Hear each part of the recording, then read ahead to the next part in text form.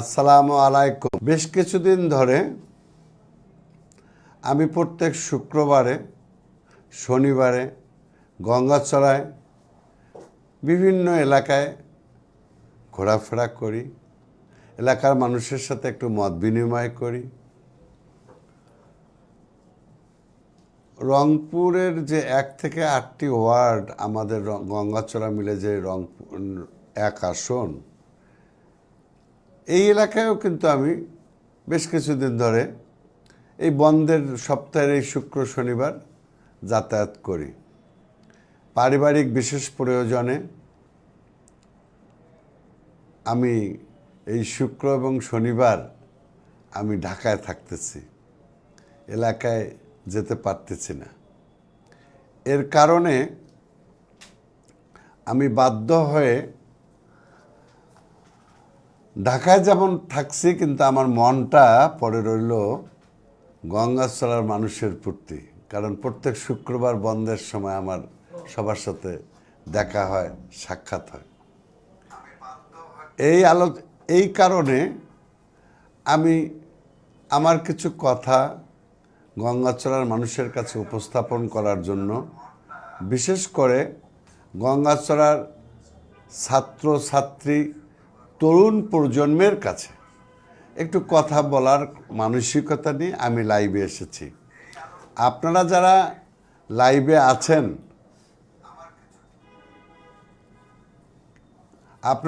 লাইভে আছেন, আমাকে যারা শুনতেছেন, তাদের উদ্দেশ্যে আমার কথা হচ্ছে যে বাংলাদেশে দীর্ঘদিন ধরে ফ্যাসিস্ট সরকারের কারণে 2008 সাল থেকে 2024 সাল পর্যন্ত গণতন্ত্র একদম নিচ্ছিন্ন করার জন্য আমাদের মানুষের যে ভোটাধিকার, সেখান থেকে মানুষকে দূরে রেখে ভোটারবিহীন, দিনের ভোট রাতে আমিডামি নির্বাচন ইত্যাদির কারণে একটি নতুন প্রজন্ম, যারা 1992 সালে জন্মগ্রহণ করেছে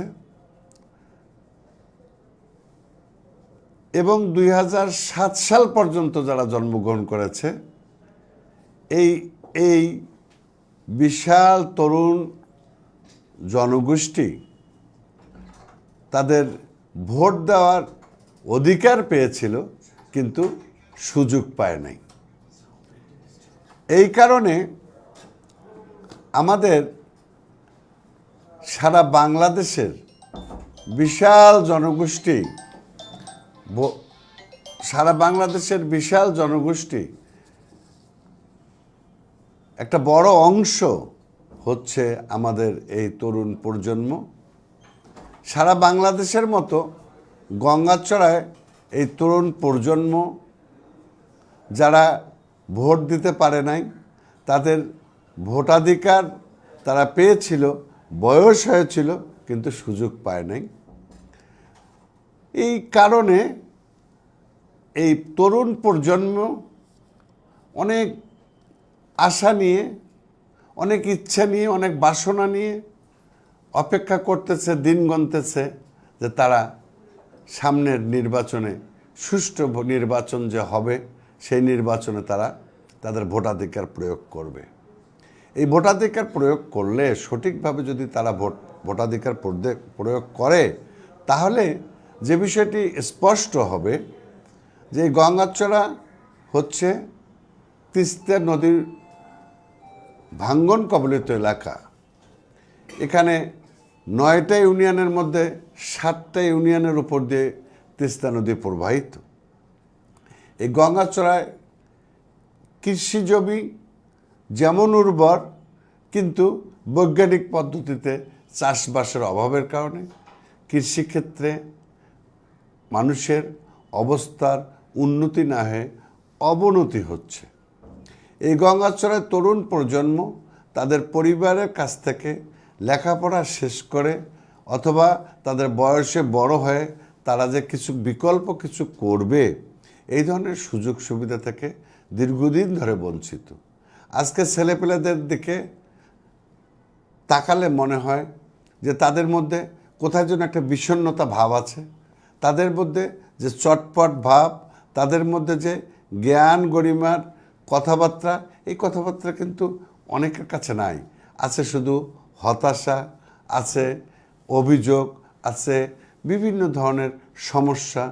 এই তরুণ প্রজন্ম যাতে আগামী দিনে সমস্যায় না থাকে, যাতে তারা ক্ষুদ্র ক্ষুদ্র শিল্প কলকারখানা, কৃষিভিত্তিক শিল্প কলকারখানা তৈরি করতে পারে, তারা যেন অ্যাগ্রোবেস, গরু ছাগল পালন থেকে শুরু করে বিভিন্ন কৃষি বীজ উৎপাদন, এই ধরনের কর্মকাণ্ড যেন সুন্দরভাবে করতে পারে।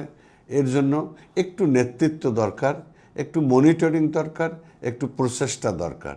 তাছাড়াও যদি এখানে ইপিজেড তৈরি করা যায়, যদি এখানে বাণিজ্য অঞ্চল তৈরি করা যায়, তাহলে সবচেয়ে বড় সুবিধা হচ্ছে যে তিস্তা নদী আমাদের অভিশাপ, সেই তিস্তা নদীকে আশীর্বাদে পরিণত করার যে সুযোগ আমাদের সামনে আছে। যদি এই তিস্তা নদী দিয়ে নদীর মাধ্যমে, নৌকার মাধ্যমে, লঞ্চের মাধ্যমে, জাহাজের মাধ্যমে যদি সুন্দরভাবে চলাচলের ব্যবস্থা করা যায়, দেশের ট্রান্সপোর্ট ব্যবস্থাকে যদি উন্নত করা যায়, তাহলে আমাদের এই গঙ্গাচড়ায় অনেক বড় শিল্প কলকারখানা তৈরি করা সম্ভব। এবং সেই শিল্প কলকারখানা যদি তৈরি হয়, তাহলে আজকের যে তরুণ প্রজন্ম, যাদের মধ্যে হতাশা, যাদের মধ্যে শুধু সবসময় দুশ্চিন্তা, আমার বিশ্বাস এই প্রজন্ম অবশ্যই হাসি খুশি হবে, অবশ্যই চটপটে হবে, অবশ্যই দেশের প্রয়োজনে, জাতির প্রয়োজনে, পরিবারের প্রয়োজনে তারা উপার্জন করার মতো সক্ষমতা তারা অর্জন করবে। এই আশা নিয়ে আমরা মনে করি যে আগামী দিনে যে নির্বাচন আসছে, সেই নির্বাচনে যদি এই প্রজন্ম ধানের শীষকে ভোট দেয়, যদি বাংলাদেশ জাতীয়তাবাদী দল ক্ষমতায় আসে, যদি আমাদের এই রংপুর এলাকার যে বড় বড় নেতা যারা আছে, তারা যদি ধানের শীষ প্রতীক নিয়ে বিজিত হতে পারে, জয়ী হতে পারে, 90 পরবর্তীতে মিথ্যা আবেগ, মিথ্যা ভালোবাসা দেখায়া যে মানুষের আবেগকে লুণ্ঠন করে, যে একটা ভাড়াটিয়া লোকজনকে দিয়ে এই এলাকা পরিচালিত হয়েছে, এই এলাকার এমপি নির্বাচিত হয়েছে, সেটি থেকে যদি না গিয়ে আমরা যদি স্থানীয় যোগ্যতা সম্পন্ন চিন্তাভাবনা যাদের আছে, যাদের চেষ্টা তদবির করার সুযোগ আছে, যারা অফিস আদালত বোঝে, যারা ইন্টারন্যাশনাল কমিউনিটির সাথে কথা বলতে পারে, যারা ইন্টারন্যাশনাল কমিউনিটির কাছ থেকে এলাকার স্বার্থে কিছু আনতে পারবে, যারা আগামী দিনে যে সরকার, জাতীয়তাবাদের যে সরকার হবে ইনশাল্লাহ, সেই সরকারের সর্বোচ্চ থেকে সর্বনিম্ন পর্যন্ত সকলের কাছে অবাধ বিচরণ করার সুযোগ থাকবে।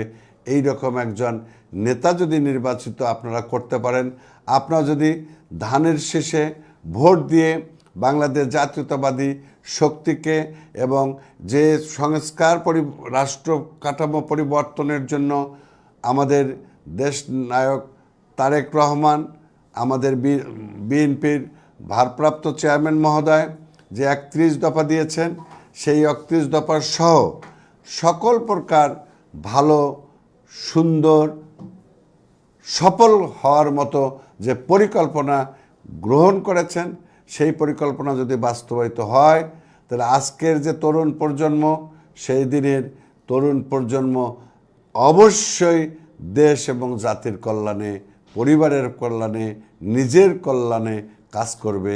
এই আশাবাদ ব্যক্ত করে আমি সবার সুস্বাস্থ্য কামনা করে এবং এই রংপুর 1 আসনের সিটি কর্পোরেশন 8টি ওয়ার্ড এবং গঙ্গাচড়া উপজেলার সকল মুরব্বীদের কাছে, সকল ভাইদের কাছে আমার সালাম, আমার শুভেচ্ছা, আমার অভিনন্দন জানিয়ে আমি আজকে বিদায় নিচ্ছি।